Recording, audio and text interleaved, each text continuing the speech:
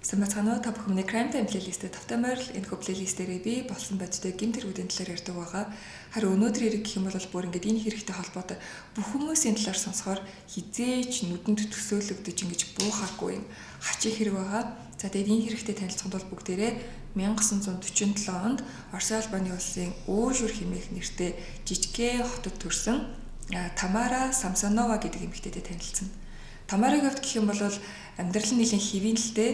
Яг ингээд их сургуулиас өмнөх амьдрал нь бол мэдээлэл олддоггүй. Учир нь гэх юм бол цаг хугацааны хувьд нэлийн дээр учраас гэхдээ Тамараг таньдаг эргэн тойрныхон хүмүүсийн хэлж байгаагаар бол Тамарагийн бага насны амьдрал, 10 жилийн амьдрал гэдэг энэ бүх зүйл бол маш хэвийн. Бүр яг хитрхи хэвийн байсан.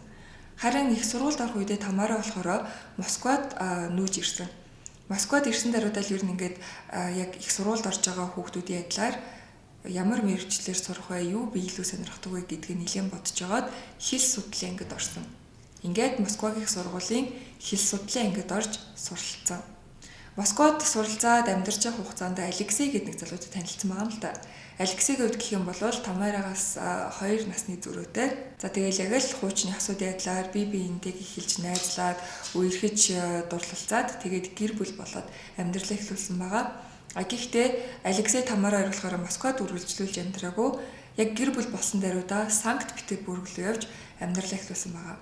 Тэгээ Санкт Петербургийн яг хотын зохицуулалт нь ер нь бол ингээд яг Улаанбаатар хоттой нэлийн төстэй штэ 1-р хороол 3-р хороол гэдэг шиг ингээд хорооллоор явдаг. Тэгээ хуучны нэгэн хороололд яг өөртөө байртай болоод амьдарч эхэлсэн байгаа. Алексейгийн хувьд гэх юм бол нэг тийм машин төхөөрөмжний газар ажилладаг. Харин Тамарагийн хувьд гэх юм бол эхний ээлжинд болохоор аялал жуулчлалын нэгэн компанид ажиллаж исэн. Хожим хойно нь болохоор Grand Hotel гэдэг Европын улсуудад байдаг тийм сүлжээ нэлээд том зочид буудалд яг Санкт Петербургийн салбарт нь орж ажиллаад тэгээд тэтгэвртэй гартлаа ер нь тэнцэн удаан хугацаанд ажилласан. Ингэж байж чадал Алексей Тамара хоёр бараг хамтдаа 30 жилийн хугацааг өнгөрөөсөн. Тэгэд яг тэр анх орсон Санктийнхаа байранд бол амьдарсаар байсан. 2000 онд Санктын цагдаа хэлц дээр нэгэн хачирхалтай дуудлага ирсэн л дээ. Энэ нь болохоор Тамара манай нөхөр ингээд ор сург алгуулчлаа. Би ингээд нөхрөө олох хэрэгтэй байна гэсэн дуудлага байсан. Цагдаа нар яаралтай дуудлагын дагуу Тамарагийн гэрт очтол нөхөр болох Алексей нь ор сурггүй л алгуулсан байсан. Тэр байрны эргэн тойрны хүмүүс Тамарагаас мэдүүлэг авахд бол мэдих зүйл огт байхгүй. Зүгээр нэг өглөө гараад алгуулсан. Цагдаа нар Тамарагаас асуусан л та ямар нэгэн сэжиг бүхий зүйл ч юм уу хаа нэгтээ явна гэж урд нь дурдчихсэн юм байгаа юу гэхэд Тамара ер нь миний таамаг зүг болж таарлаа. Ер нь манай нөхөр сүүлийн жилүүдэд нэг эмэгтэй хүнтэй харилцаа холбоотой байна гэж би боддог байсан. Тэгээд тэр эмэгтэйтэйгэл хамт амьдрахын тулд намайг орхиод явчлаа гэд их гунигэлж ийсэн. Тэгээ цагдаа нарын хувьд мэдээж эмэгтэй хүн, настай хүн ингээд ийм гунигтай 30 жил ханилсан ханин ингээд хаяад явцсан багт чинь өшөө асуултууд асуугаад байхгүй штэ зовоогч байгаа юм шиг. Алексейг алгуулсан эргийг заа ингээд нас биеийн төрсэн хүн өөрөө амьдралаа бодоод явцсан байна гэж ойлгоод орхисон байгаа. За ингээд л 2000 онд Алексей Орос руу алгуулж байгаа. Ингэж байж тал 2001 оны нилээн дунд болоод хүрээд ирсэн. Яг энэ үед Тамарад нэлээ хэцүү санагдсан л даа гэвэл эн чинь оюутан наснаас хойш ханилт суусан хүнтэйг ингээд 30 жилийн хугацаанд хоёулаа амьдарсан. Тэгээд гинтэл гав ганцаархнаа болцохоор ч нилээн айцтай эвгүй санагдчихсэн гэж байгаа. Тэгээд ойр тойрны хүмүүстэй ярилцаад яах вэ, ийх вэ гэж ярилцахад ер нь бол нэг өрөөгөө ингээд хүмүүст түрээслээ. Тэгэх юм бол ингээд айх аюул байхгүй. Тэгээд дээрээс нь бас мөнгө олох боломжтой гэдэг саналыг тавьсан. Тамарач гэсэндээ энэ саналыг нэлээд удаан бодоод ер нь энэ бол хамгийн зөв шийдвэр юм байна гэж одоо шийдэлд хүрсэн. Гэхдээ яг ч юм Тамарагийн өрөөгөө түрээслүүлсэн хүмүүс нь дандаа нэг тийм дунд иргэм насны орчим эрэгтэй хүмүүс байдаг. Тэгээ энийг нь болохоор эргэн тойрных хүмүүс тайлбарлахдаа магадгүй настай эмэгтэй хүн эрэгтэй хүнтэй хамт амьдрахаар илүү аюулгүй мэдрэмж авдаг байсан байх гэдэг зүйлийг бол ярьдаг. Зарим болохоор ингээд хоёр эмэгтэй хүн нэг гэрт байх айгу хэцүү ч юм уу те нэг гэрт нэг л эзэгтэй байдаг гэдэг дүрмийн дагуу ч юм уу нэг тиймэрхүү байсан болов гэж боддог. Гэхдээ Тамарад айгуу том асуудал байсан. Тэр нь болохоор ингээд хамт амьдардаг хүмүүстэй ер нь бол там гэсэн үг. Зүгээр хамт амьдардаг хүнтэй ч биш. Дээд доод давхрынх нь хөршөө төрөлтэй Тамарагийн талаар хэлэхдээ үнэхээр хэцүү. Тамар айгуу эрт орондоо ороод унтдаг. Тэгээ яг тэрнийхээ дагуу хүн болгоныг тийм байлгах гэдэг. Тодруулж хэлэх юм бол Тамара ерөөхдөө дандаа орой 10 цаг гэхэд орондоо л эзээ орцсон байдаг. За тэгээд яг ийм цагаас л хойш ямар нэг айлаас дуу чимээ гарах ч юм уу, хүүхэд уйлах, чанга хөгжим дуурхал юм бол зүгээр л паранд үтчихдэг. Яг нэг тийм төрлийн хүмүүс байдаг штэ. Тийм болохоор ингээд хуршүүдэд айгүй төвхтэй байдаг.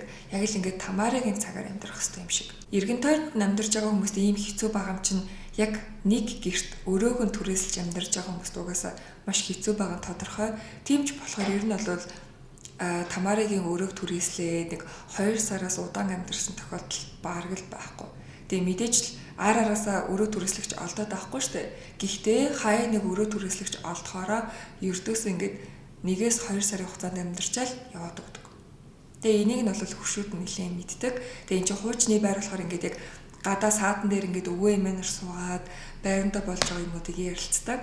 Тэгээд эзэгтэйнэр ч гэсэндээ бас гадаа цуглараад ер нь ингээд ховж ярьдаг. Тэгэхээр ер нь бол ингээд Тамарагийн нөхцөл байдлыг бүгдээрээ мэддэг байсан. Гэхдээ Тамарагийн өрөөг түрээсэлж байсан хүмүүс дундаас Сэргээ хэмээх залуу болохоор яг хуршүүд нь нэлээд таньдаг болсон байсан. Учир нь гэх юм бол Сэргээ яг урд нь түрээсэлж байсан хүмүүсийг бодох юм бол байнгын одоо гарч орж хуршүүдтэй энэ харилцаа холбоотой байдаг. Дээрээс нь гэх юм бол Тамарагийн хамгийн удаан амьдарсан хүн. Гэхдээ Сэргээ ягаад чинь нилийн удаан амьдарсан ч гэсэндээ ямар нэгэн гомдол гаргаж аваагүй ч гэсэндээ нэг л өдөр байхгүй болсон. Тэгээд Тамарагаас хүүе таны өрөөг түрээсэлдэг нөгөө Сэргээ хажаавэ гэд бусад байрныхын хүмүүс асуухаар тэгээд өөрийнхөө амьдардаг байсан хот руу буцсан. Иймдэх ажил нь болцсон гэд нутаг руугаа буцсан гэдэг зүйлийг бол хэлсэн. Тэгэхээр Сэргээ яг санктын хүн биш байсан гэсэн үг. За ингээд л он цаг хугацаач өнгөрсөн Тамараг явд ч гэсэндээ нас нь нэлээд явсан. 2015 он болж байгаа. 2015 он болоход Тамара яг 68 настай болсон байсан. Тэгээд ер нь бол одоо бүр нэлээд нас өндөр болж байгаа учраас ганцаараа амьдрах нь ч юм уу байнгын түрээсүг болох нь улам хэцүү болж ирсэн л дээ. 2015 оны 100 яг зуны улирлыг тохиолдуулаад байранда засвар хийгээд Тамара яг өөрийнхөө хуучин засвартай байгаа байраа нэлээд супер засвар хийгээд орчин үеийн болгоё гэсэн зорилготойгоор за би хэсэг гэрээсээ яваад өөр орчинд амьдрах хэрэгтэй байна гэд амьдрах газар хайж гисэн л дээ. Энэ үед Тамарагийн нэг танил эмэгтэй нь бүр Тамарад маш аятайхан санал тавьсан. Энэ санал нь болохоор Тамара нэгэн эмэгтэйгийн очиж амьдрах. Энэ эмэгтэйгийн хувьд гэх юм бол Валентина гэдэг нэртэй.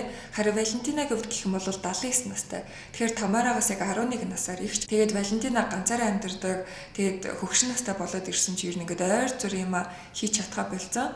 Тийм болохоор Тамара Валентинагийн гэрт үнэгүй амьдраад харин Валентинагийн өдөр тутмын ажилд нь туслах хэрэгтэй болсон. Мэдээж хүнсний дэлгүүр явахад нь туслах ч юм уу, оройн хоолыг хийж өгөх, гэр орных нь ойр зургийн зүйлийг хийж өгөх гэдэг зүйл дээр бол тохиролцсон байгаа. Тамарад болохоор энэ санал нь нэлээд таалагдсан. Мөнгө өрхгүйгээр айлын гэрт тухтай амьдраад тэгээд мэдээж 79 настай хүнд бол тийм өдөр тутмын чухал хэрэгцээ байгаа байхгүй шүү дээ. Тийм болохоор ингээд өөртөө хантай амьдрах газартай ингээд Валентина гэдэг эмэгтэйтэй амьдрахад болсон байгаа. Эхэндээ бол Валентинад айгүй амар байсан л да. Тамара бүх зүйлд нь туслаад Валентинаг харж хандчихсан. Гэхдээ энэ нь бол мэдээж удаан үргэлжлэегүй. Тамараг ямар хамт амьдрахад хэцүү юм бэ гэдгийг бол бүгдээрээ ч мэдж байгаа. Яг энэ нь бол гарч ирсэн. Ингээд өдөр тутмын жижиг сажиг хэрүүл бол Валентинаг залхаас нь л да.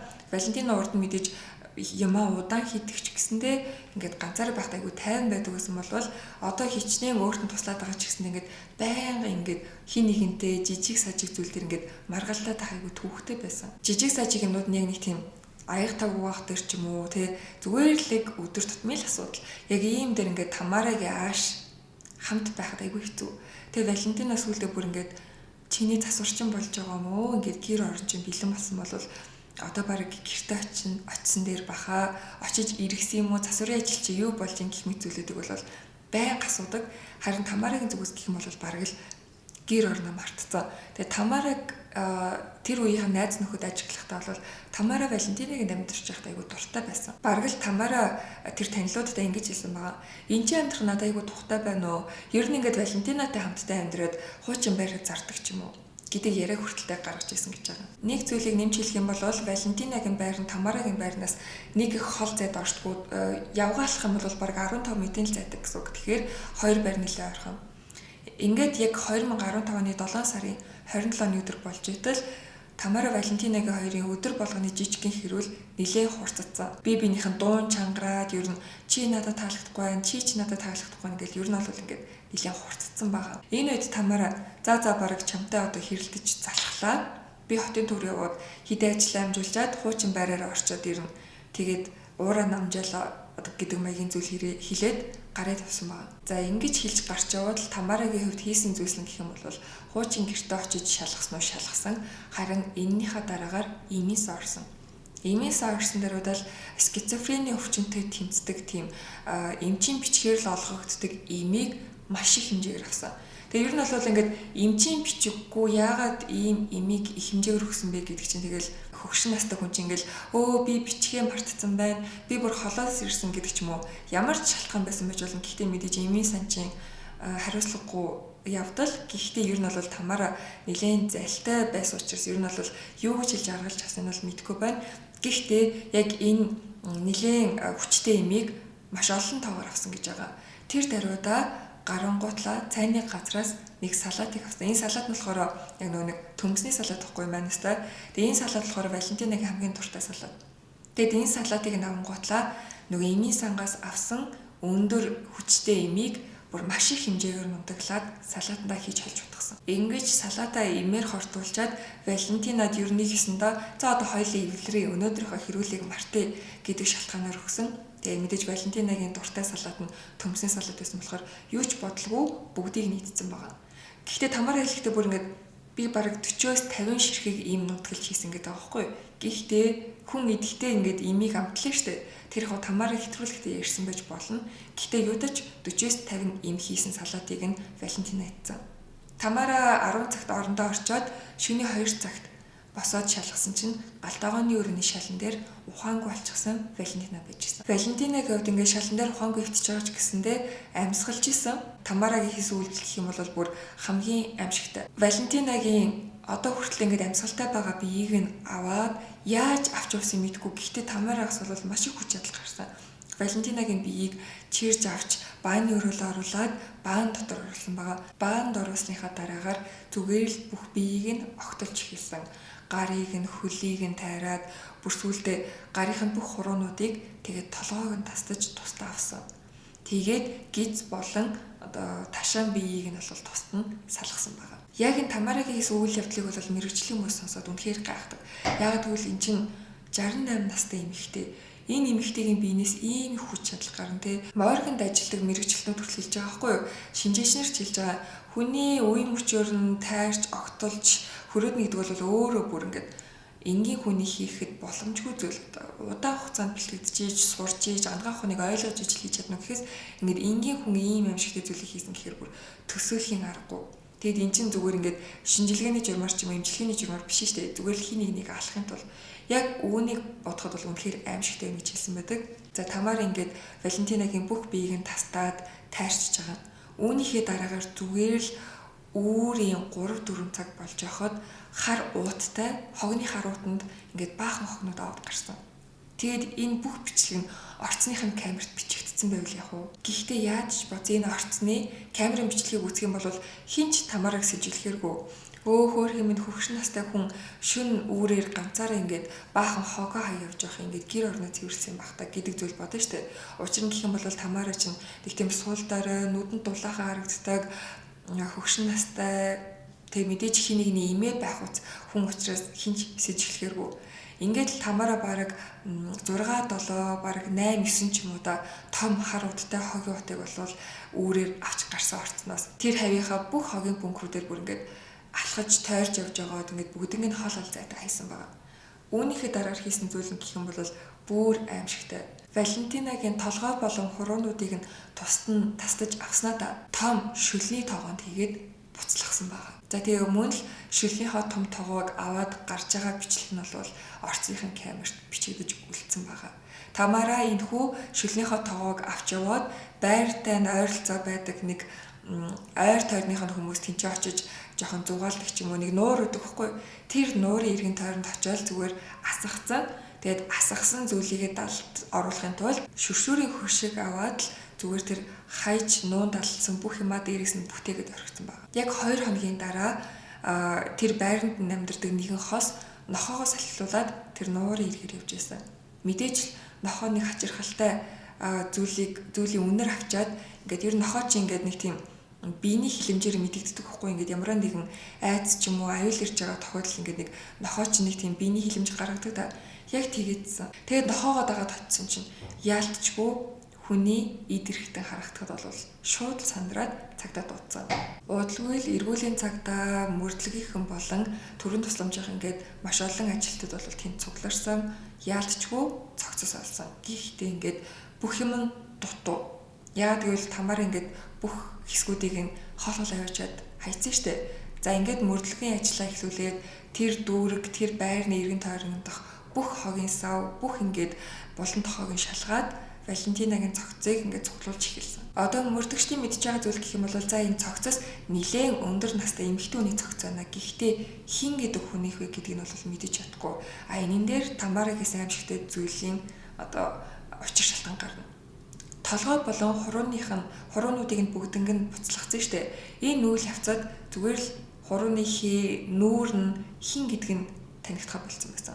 Тэгэхээр мөрдөгчдийн ажил нэлээд хүндрээд ирчихэж байгаа. Гэхдээ мөрдөгчд бууж өгөлгүйгээр тэр ойр хавийн байрнуудын, орцнуудын давхар болгоны айлуудаас нэгжлэг хийгээд мэдүүлэг авч эхэлсэн. Гэхдээ хинж Тамараг сэжиглээгүй. Байрны хүмүүсээс нэлээд олон өдрийн турш мэдүүлэг авсан л та. Ингээд мэдүүлэг аваад ер нь ингээд жоохон мухардаад байж гисэн. Гэтэл энэ байранд амьдардаг нэгний иргэн нэг зүйлийг мөрдөгчдөд хэлсэн. Би хэдэн хоногийн өмнө хачирхалтай юм харсан л та. Тамара гээд манай байранд амьдардаг төр хугацаанд амьдарч байгаа настай эмэгтэй үүрийн цагаар хідэн том хогтой ууд барьсан гарч исэн. Тэгээ би цонхоороо тамхи татчих байхдаа харцаад ямар сони яа заавал үүрээр ингэж юмаа цэвэрлээд байгаа юм бол гэж бодчиход өнгөрсөн. Тэгээд дараа нь ингээд хуршүүдийн яриаг сонсоод ийм аимшигтай хэрэг болсныг ингээд хүмүүс мэдээж жив жоо гэж байгаа штэ. Тэгээ сонсоодсэн чинь Тамаратай хамт амьдардаг Валентина гэдэг эмэгтэй сүүлийн өдөр ерөөсөө гадуур явж харагдаагүй. Ууг нь ингээд өглөөдөө оройдоо салхилаад явж идэв. Тэгсэн чинь харагдах болсон. За ийм зүйлийг сонсоод мөрдөгчд шууд учрыг ойлгосон. Эхний ээлжинд мөрдөгчд мэдээж алуурчин Тамара гэж мэдэхгүй байгаа. Гэхдээ энэ олцсон цогц бол ялцгүй Валентинагийнх байх магадaltaй гэдэг бол мэдчихсэн. Валентина чин өндөр настай эмэгтэй хүн байсан. Цогц өндөр настай эмэгтэй хүн байсан. Харин тэр байрнаас бол гадагш явсан алга болсон хүмүүс ерөөсөө мэддэхгүйсэн бол Валентинаг хүмүүс хараагүй утсан байна. За ингээд л Тамарыг хаалгах тогтчл Тамараа онгойлгосон. Бид нар ороод хэдийн шалгамаар байна гэхэд бол мэдээж уриалгах оруулсан байгаа. Үүний дараагаар бүх юм тодорхойлцсон.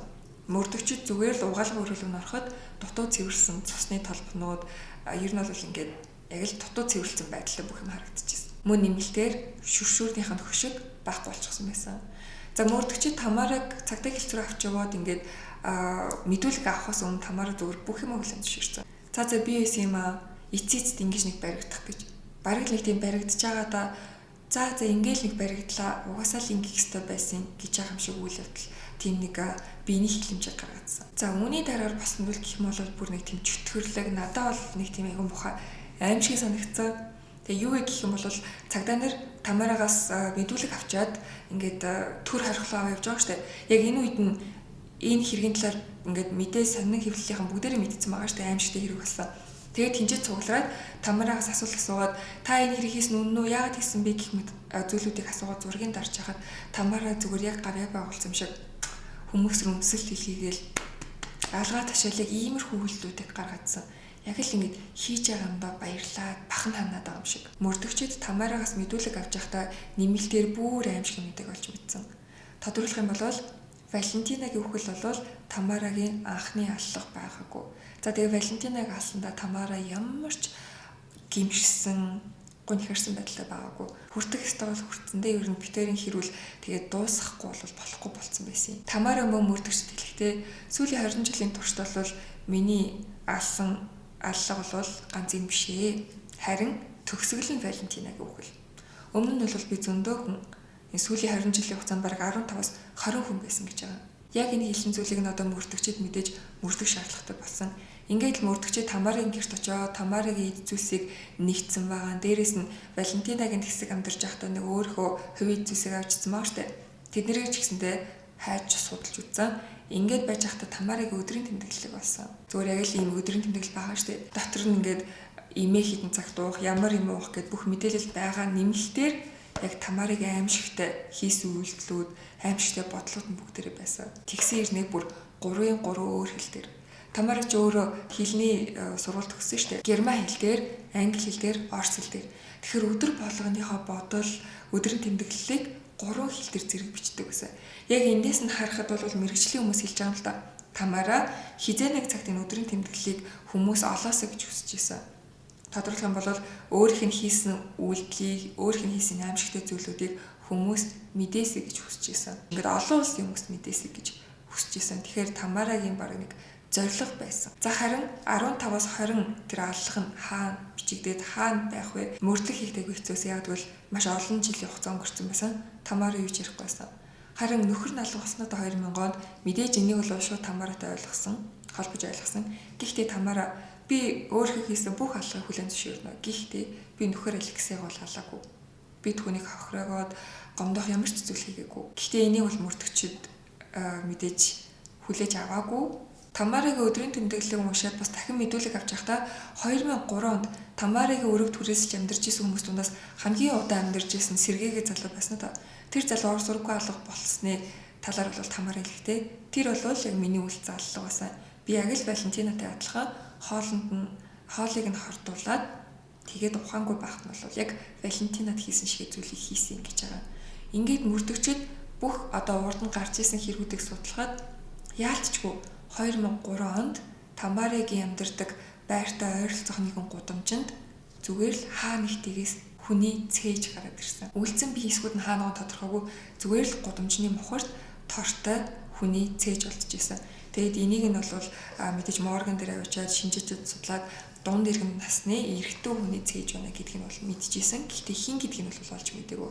Ингээд одоо Тамарагийн ярьж байгаа зүйлийг сонсохоор ялцчихгүй энэ Тамарагийн хийсэн хэрэг болж таарч байгаа. Ер нь бол ингээд таарч байгаа гэсэн үг. Бусд хэрэгүүдийг энэ бус даалгуудыг нь бол яасан ч гаргаж ирж чадаагүй. За ингээд Тамарагийн шүүхөрлийг бол 2015 оны 11 сард зарласан байсан. Гэхдээ Тамара нэлийн нас өндөр байгаа. Тэгээд бас биенийх нь байдал нь жоохон тааруу байсан учраас шүүх хуралд оролцож чадахгүй гэсэн шалтгаанаар зүгээр л цуцгалцсан. Харин Тамарагийн шийтгэлийн үед гэх юм бол цааз ялч муу шоронд суух ялыг бол олгоогүй. Насыг нь бодоод тэр бас ингээд Тамарад янз бүрийн шинжилгээ явуулаад яагаад энэ зүйлийг үйлцсэн бэ гэдэг талаар нь асууж явах Тамара би ингээд ер нь ингээд хаа нэгтгээс дуу хоолой сонсдог байсан. Тэр хоол дуу хоолойг сонсоод би аимшигтай зүйлүүдийг хийсэн. Гэх мэт ингээд зүйлүүдийг ярьсан. Тэгээд янз бүрийн шинжилгээ авсны эцэст за Тамара бол нэг тийм параноя скизофрениатай байна гэдэг нэг тийм оншийг бол тавьсан. Тийм учраас энэ оншныхын дагуу сэтгцийн эрүүл мэндийн асрамжийн газар Тамарыг байрлуулахаар шийдвэрийг гаргасан. Надад болохоор энэ аягүй шудраг бус санагдсан л та. Ийм аимшигтай олон хэрэг үйлснийхэн дараа зүгээр ингээд сэтгцэд нь асуудалтай байсан байна гэдэг шалтгаанаар айгүй хөнгөн өнгөрсөн юм шиг. Тэгээд яг иймэрхүүл байдалтай энэ хэрэг ингээд дуусч байгаа. За нэмэлтээр Тамарагийн өдрийн тэмдэглэлээс олцсон зүйлүүдээс харах юм бол Тамара ялцчгүй нэг тийм сатаныг жоохон дахин шүтдэг төрлийн ер нь ингээд жоохон хар ичэд нэгтгэдэг, жоохон ингээд буруу талын юмыг сонирхдаг төрлийн эмэгтэй гэдэг нь л харагдчихсэн. Дээрээс нь гэх юм бол Оросд болж исэн нэг аимшигтай цуврал аллах байдаг. За тэгээд яг тэр алуурчныг болохоор дахин шүтэж дөөрэх сонирхолтой гэх юм уу. Би ингээд хэрэг судлаад, хэргийн талаар уншаад ингээд мэдээллийг нь уншин штэ.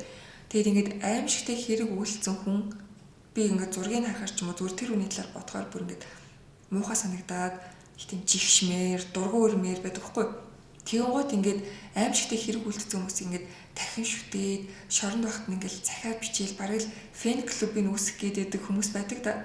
Тэр хүмүүсийг би бүгдээрээ өөрсдөд нь тодорхой асуудал байдаг гэж боддог. Энэ хэрэг бол станктыг байтугай ингээд Оросыг бүр цочрсон гэж яахгүй. Тэг хүн болгон бүр ийм настай хин нэгний имээ бахаар ингээд гудамжинд бид нэр өдөр тутамдаа ингээд имээ нэртэй таарлал, өвөө нэртэй таарлал ингээд цаанаасаа хайрлж хүндлээл нэг тийм хүндэтгэж харцдаг да. Тэг хэний ч төсөөлөөгүй ийм эмхтэй бүр ийм аимшигтай зүйлийг хийсэн байна гэхээр. За тэгээд Тамарад болохоор ингээд хүмүүс сонин хэвлэл мэдээллийг ингээд хоч өгчдөг дөө. Тэр хочоор нь илүү тэр хүмүүсийг дуудаж явдаг дөө. Яг тэрний дагуу Тамарад хид хид нэр өгсөн байдаг. Тэгээд хамгийн тодорхой хоёр том нь гэх юм бол нэг нь Баба Яга. Нөгөө үлгэрт гардаг чөтгөрөөдөө штэ шулам. Нөгөөх нь болохоор Эмгэн алуурчин гэдэг нэрийг бол өгч сони эвлэр нэлээд гаргаж ирсэн. За тэгээ яагаад Баба Яга гэдэг нэр өгсөн бэ гэдэг нь бол бас цаана утга учиртай. Хэрвээ санаж байгаа бол үлгэрт гардаг Баба Яга шулам чинь хүүхдийг одоо тогоонд хийгээд ингээд идээд идэг штэ буцалгаад. За ер нь бол үлгэр нь тийм бидэхгүй бүр хуучны дээр юм. Тэгээ яг тэрний дагуу Валентинагийн толгой болон хуруунуудыг нь тогоонд хийгээд буцалгасан штэ. Дээрээс нь Тамарагийн өдрийн тэмдэглэлийг уншиж байхад бол ингээд уушигны дайт гэж зүйл байсан. Тэгэхээр нь дан уушиг идээд хэсэг хугацаанд ингээд мацаг барих талаар бичигдсэн байсан.